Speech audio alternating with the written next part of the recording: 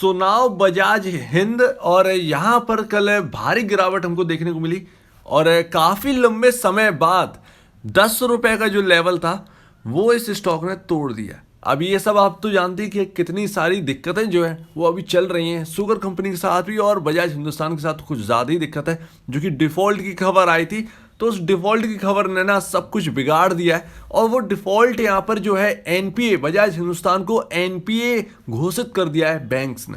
लेकिन इसके पीछे एक बहुत बड़ा रीजन है जो कि हमें समझना चाहिए। लेकिन उससे पहले कुछ देख लेते हैं कि भैया ये जो कंपनीज हैं, शुगर कंपनीज हैं, इनमें कैसा हाल। तो रेणुका शुगर का तो ठीक ठाक हाल है।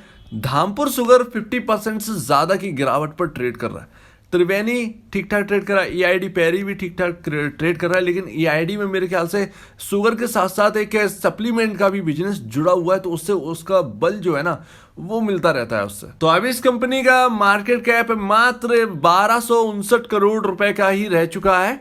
और यहाँ पर हाल जो है, जो पहले ऊपर का था सडनली डाउन जा चुका है। शेयर प्राइस तो गया। यहाँ पर कौन से इंपॉर्टेंट लेवल है ये देखना बहुत ज़रूरी है। लेकिन डिफ़ॉल्ट की जो न्यूज़ है उस पर मेन जो फोकस है वो क्या होना चाहिए। और ये बात अगर आप समझेंगे, डिफ़ॉल्ट जो घोषित हुआ है, कंपनी डिफ़ॉल्टर हो गई है, तो यहाँ पर इसका एक ही रीज़न है। देखिए यूपी गवर्नमेंट को अभी पैसे देना बाकी है शुगर कंपनीज को। तो जिन शुगर कंपनीज की हालत ठीक चल रही है वो तो भाई अपना जो कुछ भी है लोन जो है या अदर वर्क्स जो है वो कर सकते हैं, अपने दम पर ही कर सकते हैं। लेकिन बजाज हिंदुस्तान के साथ ऐसा बिल्कुल भी नहीं है। यहाँ पर जितना आएगा उतने से ही काम चलाना पड़ रहा है अभी फिलहाल, क्योंकि ये हालत जो है वो इतनी ज़्यादा ठीक नहीं है, डाउन ही चल रही है। लेकिन जो डिफ़ॉल्ट है, डिफ़ॉल्ट की रकम भी बढ़ी है और यूपी गवर्नमेंट का जो रिसीवेबल मनी है वो भी जो सुनने को मिल रहा है कि ट्रेड रिसीवेबल्स जो हैं वो बाकी हैं, यूपी गवर्नमेंट को लेन देन करना है शुगर कंपनी से, उसमें बजाज हिंदुस्तान भी शामिल है, इनका भी देनदारी है। तो यूपी गवर्नमेंट को पैसा देने के लिए कहा है सेंट्रल गवर्नमेंट ने। और अब देखते हैं कि क्या ये पैसा जो है वो यूपी गवर्नमेंट अभी का अभी देती है या बाद में, या जो ये खबरें हैं वो कितनी सच है तो ये बाद में पता चल जाएगा। न्यूज़ जो है वो कहीं ना कहीं सही है, लेकिन देखना होगा कि आगे क्या होता है। फिलहाल तो हालत जो है वो बहुत खराब है। लेकिन अगर ट्रेड रिसीवेबल्स अगर इनके वापस होते हैं, यूपी गवर्नमेंट वापस करती है, तो यहाँ पर जो है बजाज हिंदुस्तान को मदद मिलेगी अच्छी खासी। और स्टॉक का प्राइस भी जो है वो फिर सुधरता हुआ नजर आएगा। लेकिन डिफॉल्ट का जहाँ नाम आ जाता है, जिस कंपनी के साथ जुड़ जाता है, उसकी कंडीशन जो है ना वो बहुत खराब हो जाती है। मतलब पहले ये अनुमान लगाना काफ़ी ज़्यादा मुश्किल था कि डिफ़ॉल्ट भी घोषित हो सकती है, एनपीए घोषित हो सकती है ये कंपनी बैंक की तरफ से।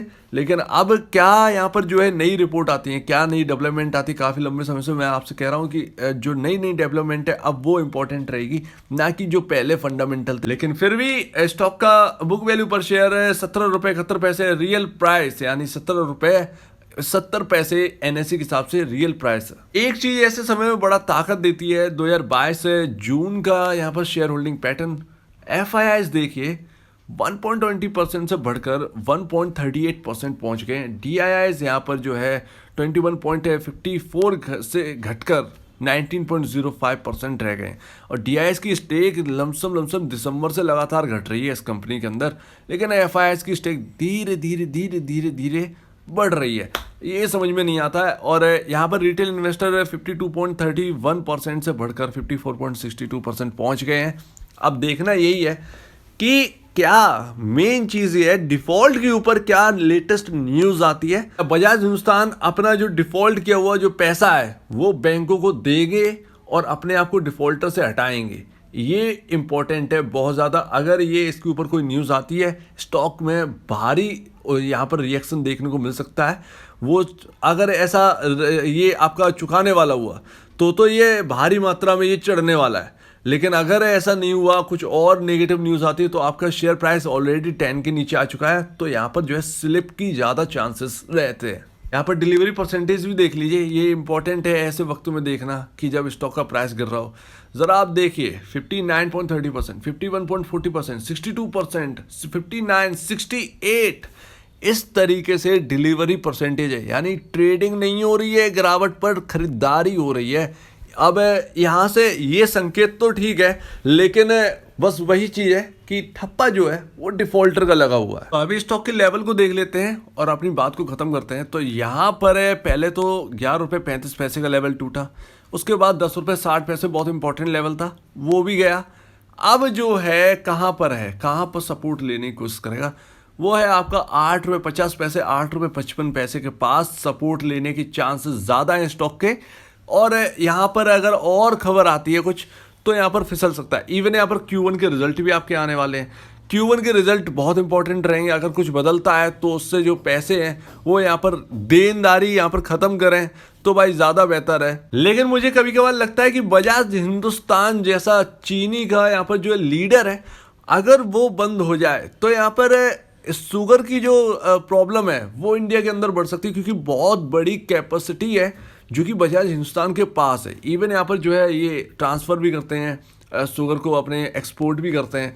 तो जब ये सारी चीज़ें बंद हो जाए तो चीनी की एक किल्लत भी यहाँ पर जो है सामने आ सकती है। भले ही आप बाकी कंपनियों को प्रोडक्शन कैपेसिटी बढ़ाते हुए देखें, लेकिन प्रॉब्लम तो आ सकती है। लेकिन ऐसा नहीं है, कंपनी की हालत कभी भी सही भी हो सकती है। ये भी फाइनेंशियल रिजल्ट जो है वो कहते हैं। तो यहाँ पर क्या सच है क्या झूठ है ये तो थोड़े से वक्त के बाद ही समझ में आएगा। और ये डिफॉल्टर का जो चक्कर है जब तक ख़त्म नहीं होता, इसके ऊपर जब तक कोई एक नया अपडेट, सही करेक्ट अपडेट नहीं आता है, तब तक यहाँ पर जो है ये स्टॉक प्राइस ना झूलता रहेगा। तो मैं तो आपसे कहता हूँ कि अगर किसी को खरीदना है तो यहाँ पर वो तैयार रहे। आपका येस और नो में जवाब रहने वाला है स्टॉक की तरफ से। येस और नो में ही आपको जवाब मिलेगा। यस यानी कि चढ़ता हुआ नजर आएगा, सब कुछ ठीक होता हुआ नजर आएगा।